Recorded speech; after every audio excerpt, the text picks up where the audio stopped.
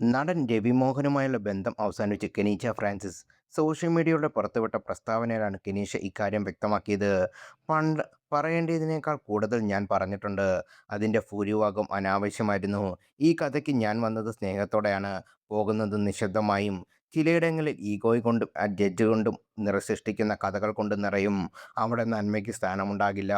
അങ്ങനെ സംഭവിക്കുമ്പോൾ സ്നേഹം പോലും സ്വീകരിക്കപ്പെടില്ല. ലോകം മുൻവിധി എഴുതുന്ന ഒരാളെ സംരക്ഷിക്കാൻ ഞാൻ ശ്രമിച്ചു. എന്നാൽ ഇന്ന് ആ തീരുമാനം തെറ്റായിരുന്നു എന്ന് മനസ്സിലാക്കുന്നു എന്ന് കെനീഷ തൻ്റെ പ്രസ്താവനയിൽ പറയുന്നു.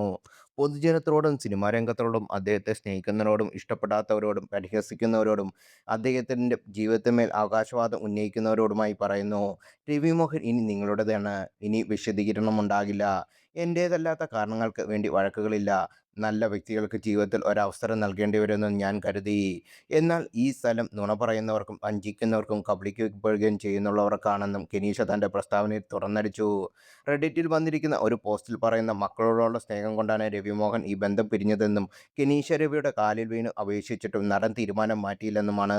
കഴിഞ്ഞ ദിവസം രവിമോഹൻ ഭാര്യ ആരതി രവിയെ അധിക്ഷേപിച്ച് കെനീഷ സോഷ്യൽ മീഡിയയിൽ കമന്റിട്ടിരുന്നു. ഇത് വൻ വിവാദമായിരുന്നു. എന്നാൽ തൻ്റെ ഫോൺ ഹാക്ക് ചെയ്യപ്പെട്ടിരുന്നു എന്നാണ് കെനീഷ പറയുന്നത്. ഇപ്പോഴും രവിമോഹൻ്റെ നിയമപരമായ ഭാര്യ ആരതിയാണ്. ഇവരുടെ വിവാഹമോചന കേസ് കോടതിയിൽ നടക്കുകയാണ്.